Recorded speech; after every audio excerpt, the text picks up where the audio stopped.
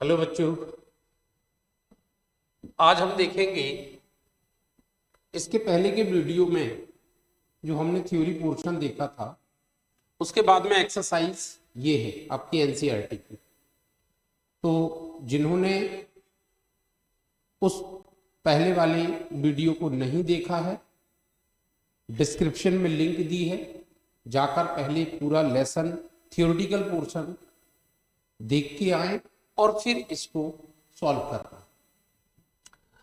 चलिए, तो ये हमारे पास फर्स्ट नंबर का क्वेश्चन दिया है कि निम्नलिखित में से कौन किसी लंबे विद्युतवाही तार के निकट चुंबकीय क्षेत्र का सही वर्णन करता है। उस वीडियो में मैंने आपको बताया था कि किसी भी विद्युतवाही चालक तार में जब विद्युत धारा प्रवाहित की जाती है तो जो चुंबकीय क्षेत्र या चुंबकीय बल रेखाएं होती हैं वो सकेंद्रीय वृत्तों के रूप में बनती हैं और इनकी दिशा हम दाहिने हाथ के नियम से देते हैं कि अगर धारा ऊपर जा रही है तो बल रेखाएं ऐसी मुड़ेंगी, इसका मतलब इस दिशा में बल रेखाएं रहेंगी। ये आपका कॉन्सेप्ट पिछले वीडियो से क्या कह रहा है? निम्नलिखित में से किसी लंबे विद्युतवाही तार के निकट चुंबकीय क्षेत्र का सही वर्णन करता है। तो क्या है? चुंबकीय क्षेत्र की क्षेत्र रेखाएं तार के लंबवत होती हैं, तो देख लीजिए गलत। चुंबकीय क्षेत्र की क्षेत्र रेखाएं तार के समांतर होती हैं, ये भी गलत। चुंबकीय क्षेत्र की क्षेत्र रेखाएं अरेखीय होती है जिसका उद्भव तार से होता है, ये भी नहीं है। तो फिर क्या है? चुंबकीय क्षेत्र की बल रेखाएं जो है सकेंद्रीय क्षेत्र रेखाओं का केंद्र तार होता है, ये सकेंद्रीय होती हैं और इसका सबका केंद्र क्या होता है? ये तार होता है। ठीक है, तो ये लास्ट वाला ऑप्शन सही। फिर विद्युत चुंबकीय प्रेरण की घटना। विद्युत चुंबकीय प्रेरण की घटना मैंने आपको बताया था कि जब कभी किसी कुंडली और चुंबक के बीच आपेक्षिक गति होती है तो इस कुंडली से बद्ध चुंबकीय फ्लक्स में परिवर्तन होता है, जिसके कारण इसमें क्या उत्पन्न होता है? प्रेरित विद्युत वाहक बल उत्पन्न होता है। और यदि ये कुंडली बंद होती है तो फिर इसमें प्रेरित धारा बहने लगती है। यह घटना कहलाती है विद्युत चुंबकीय प्रेरण की।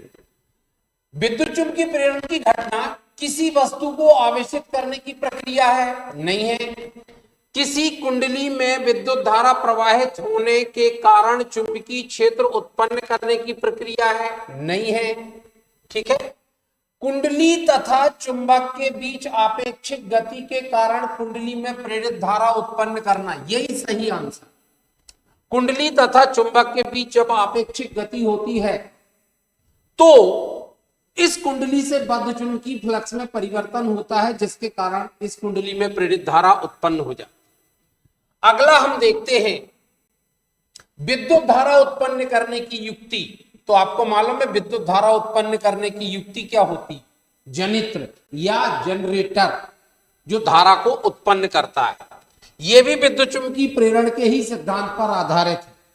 इसमें क्या होता है? एक कुंडली को चुंबकीय ध्रुव खंडों के बीच किसी अन्य साधन घुमाया जाता है जिससे उस कुंडली से बद्ध चुंबकीय फ्लक्स में परिवर्तन होता है और विद्युत चुंबकीय प्रेरण के नियम अनुसार उसमें प्रेरित धारा उत्पन्न होती।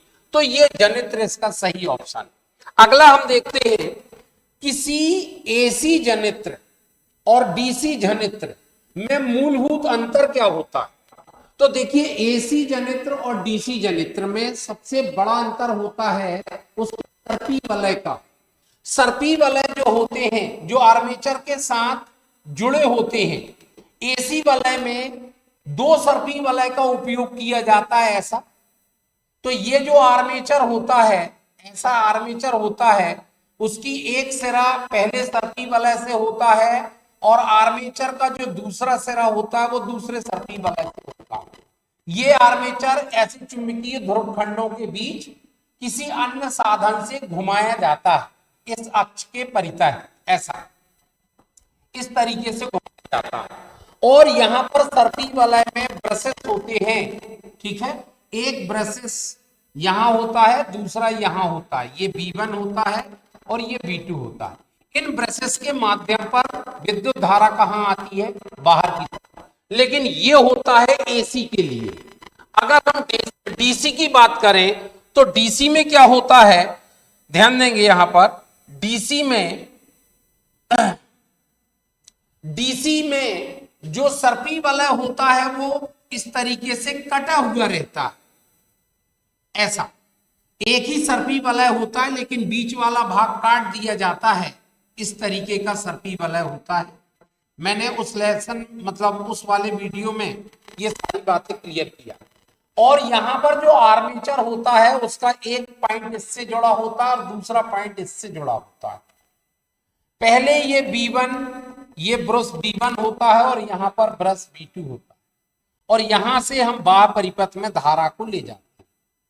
जब धारा यहां से आती है, ठीक है, ये ध्रुव खंड होते हैं ऐसे, इस तरीके के ध्रुव खंड होते हैं N और S। जब इसको घुमाया जाता है तो ये AB भुजा ऊपर आ रही होती है और CD भुजा नीचे जा रही होती है। तो हम फ्लेमिंग के दाएं हाथ के नियम का उपयोग करते हैं कि AB भुजा ऊपर की ओर आ रही, चुंबकीय क्षेत्र है तो धारा की दिशा ऐसी होगी, इस तरीके। तो धारा यहां से आती है B2 से B1 की ओर। आधे चक्कर के पश्चात जब ये पलट के यहां आ जाएगा और ये यहां, तो धारा फिर से यहां से आएगी। तो हर बार धारा R में एक ही दिशा में प्रवाहित होती है। खैर, अपन को तो केवल ऑब्जेक्टिव देखना है। तो AC जनित्र और DC जनित्र में मूलभूत अंतर क्या है, तो देखिए ये वाला अंतर है। इसमें AC जनित्र में सर्पी वलय होता है जबकि DC जनित्र में दिक् परिवर्तक होता है, ये कहलाता दिक् परिवर्तक। ठीक, अगला देखते हैं हम लघु पथन के समय परिपथ में विद्युत धारा का मान।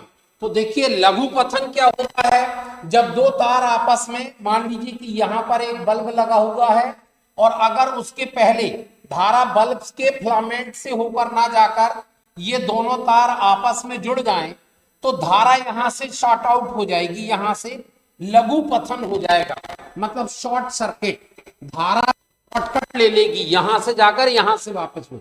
तो इस स्थिति में ये जो परिपथ होता है, इस परिपथ का प्रतिरोध क्या हो गया, 0 हो गया।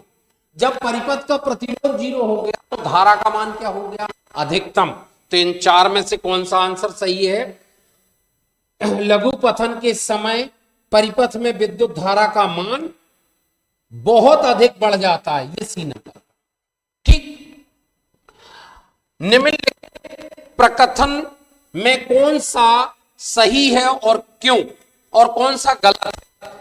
ठीक है, तो इनमें हमें बताना है कि कौन सा सही और कौन।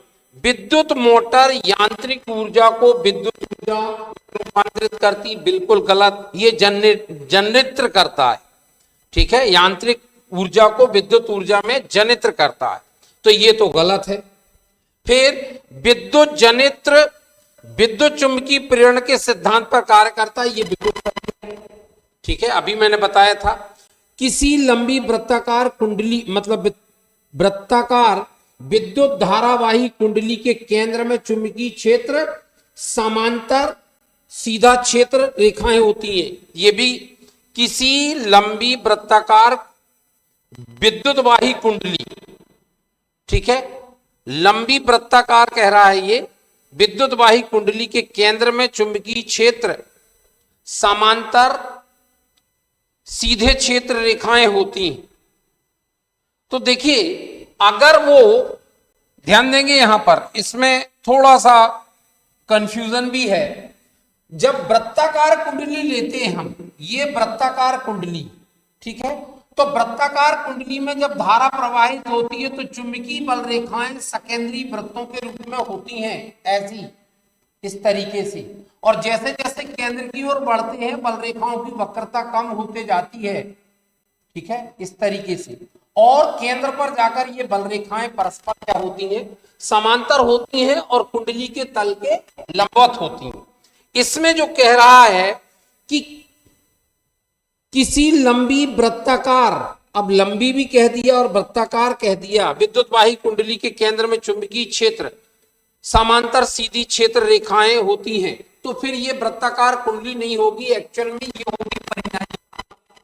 परिनालिका का जो चुंबकीय क्षेत्र होता है वो, अगर ये सिरा N बन रहा है और ये सिरा N बन रहा है, तो बाहर चुंबकीय बल रेखाएं ऐसी रहेंगी और अंदर जो है वो परस्पर समांतर होती है ऐसी। अक्ष के अनुदेश चुंबकीय बल रेखाएं परस्पर समांतर होती।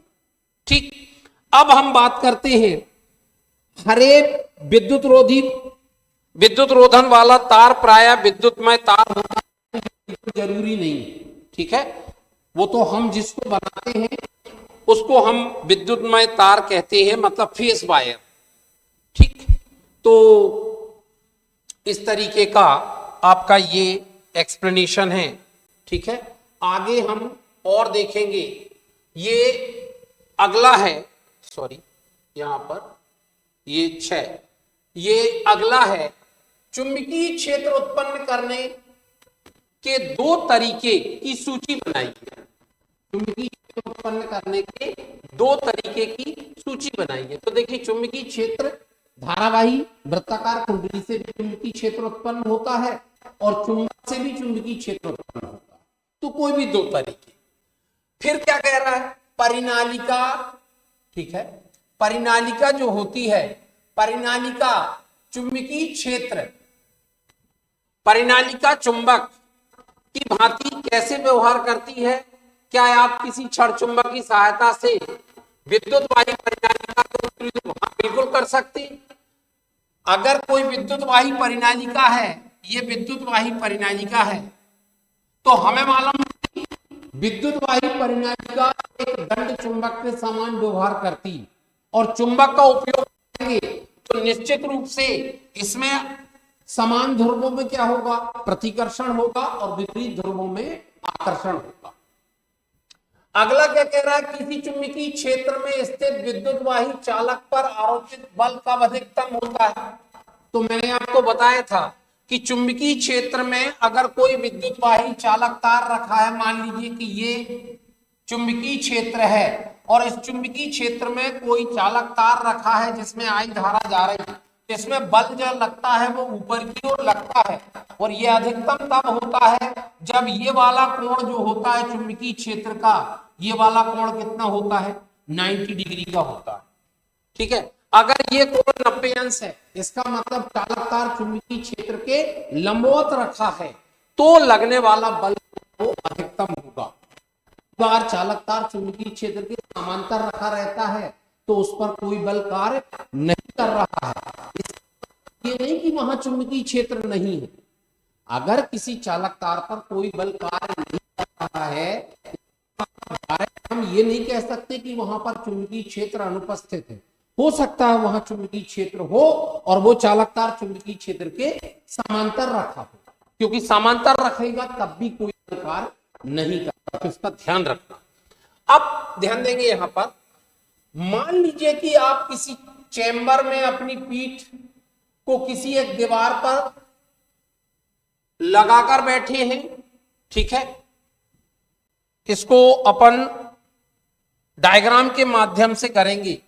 मान लीजिए कि ये एक चैम्बर है ऐसा। ठीक है, ये एक चैम्बर, हम यहां पर बैठे हैं। ठीक है, हम यहां पर बैठे। ठीक, कोई इलेक्ट्रॉन पुंज आपके पीछे से दीवार से सामने की दीवार में क्षितिज गमन कर रहा है। ऐसा कोई इलेक्ट्रॉन पुंज ये सामने वाली दीवार में जा रहा है, ऐसा ये इलेक्ट्रॉन। ठीक,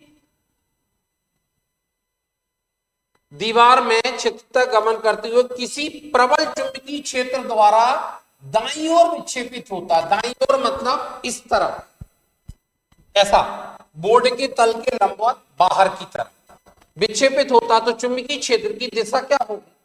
देखिए, इलेक्ट्रॉन एक आवेशित कण है और वो गति कर रहा है, तो गतिमान आवेश एक विद्युत धारा के समतुल्य होता है। इलेक्ट्रॉन अगर इस दिशा में जा रहा है, इसका मतलब धारा इस दिशा में जा रही, उल्टी दिशा।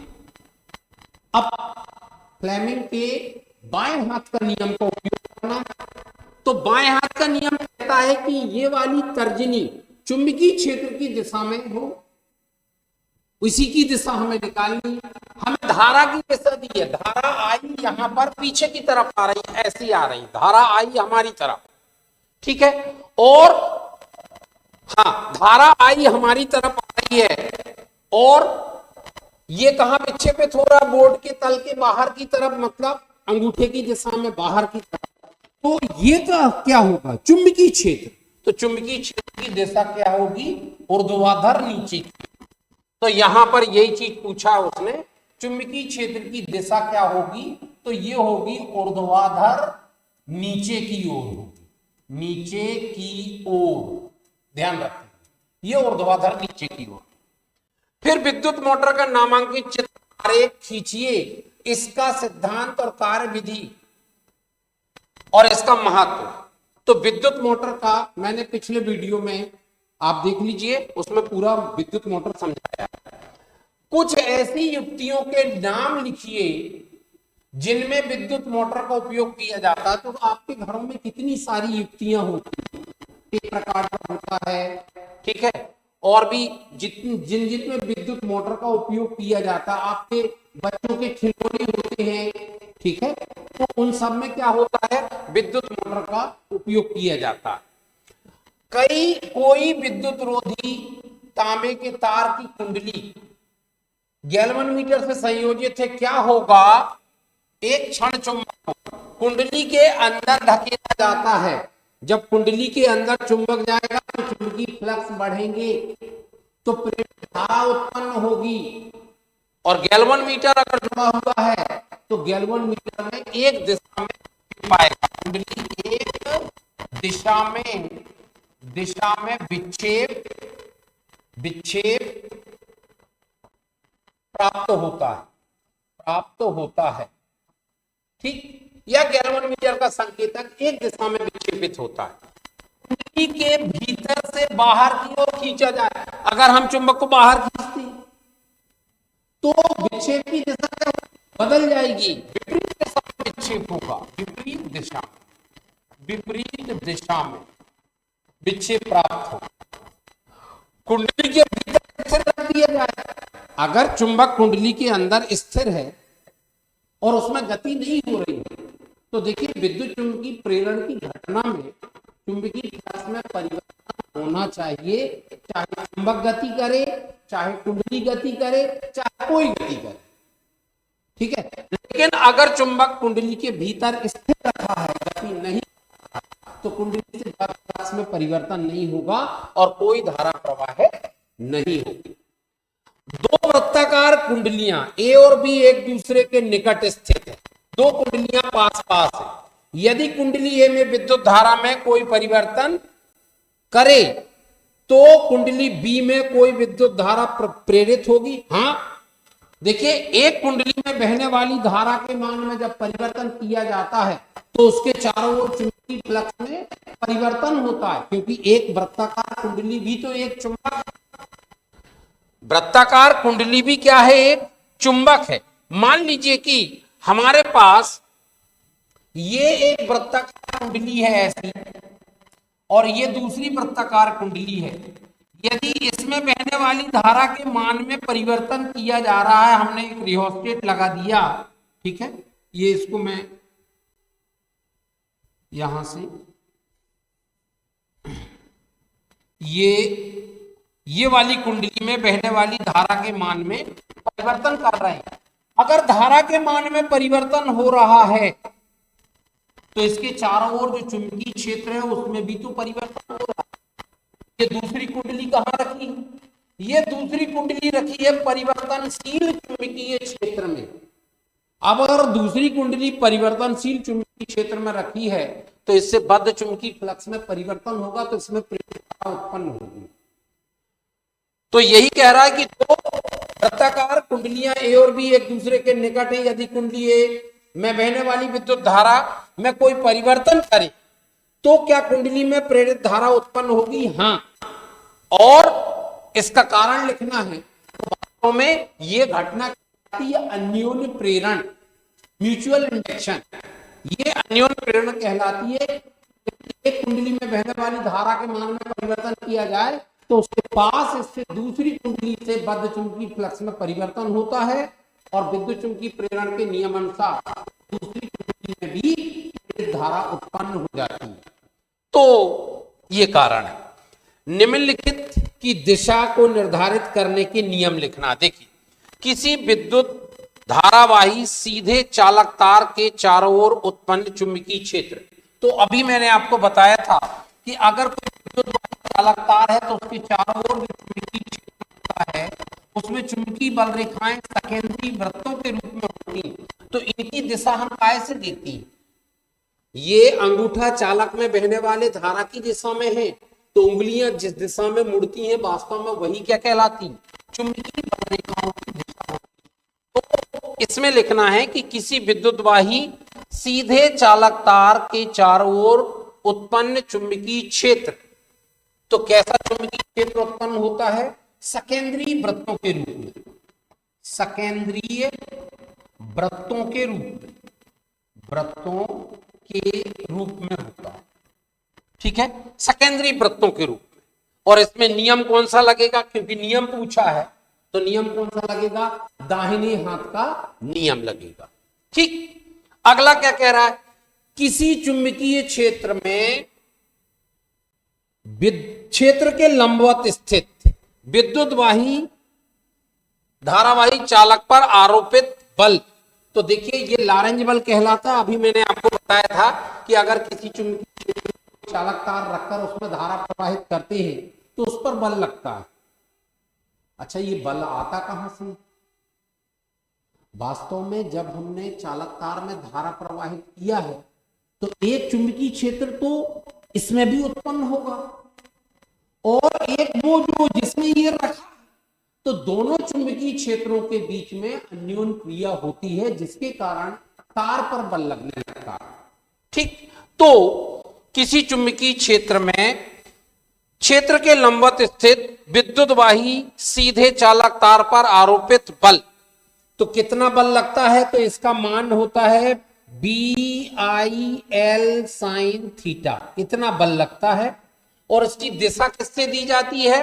तो इसमें दिशा पूछी गई है, तो ये होती है फ्लेमिंग के बाएं हाथ का नियम। ध्यान रखेंगे, फ्लेमिंग के बाएं हाथ का नियम, बाएं हाथ का नियम ये होता है। फिर किसी चुंबकीय क्षेत्र में किसी कुंडली के घूर्णन करने पर उस कुंडली में उत्पन्न प्रेरित धारा विद्युत धारा, तो देखिए कुंडली में जो प्रेरित धारा उत्पन्न होती है वो फ्लेमिंग के दाएं हाथ का नियम आता है। हालांकि लेंज का नियम भी कह सकते हैं, लेकिन आप लोगों के सिलेबस 10th में नहीं है, तो आप लिखेंगे फ्लेमिंग के दाएं हाथ का नियम। फ्लेमिंग के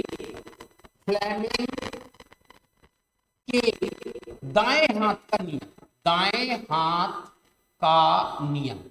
ठीक है, कॉपी पेन लेकर और व्यवस्थित लिखते हुए चले। ठीक है, ओरल ना देखें। अब देखिए, नामांकित चित्रारेख खींचकर विद्युत जनित्र, तो ये वाला क्वेश्चन मैंने पिछले वीडियो में बता चुका है। ठीक है, और ब्रशों के कार्य लिखना, तो ब्रश क्या करते हैं? जो प्रेरित धारा उसको बाहर लेके आते हैं। ब्रशों का जो काम होता है, ठीक है, वो प्रेरित धारा जो वो बाहर परिपथ लाने का कार्य करते हैं।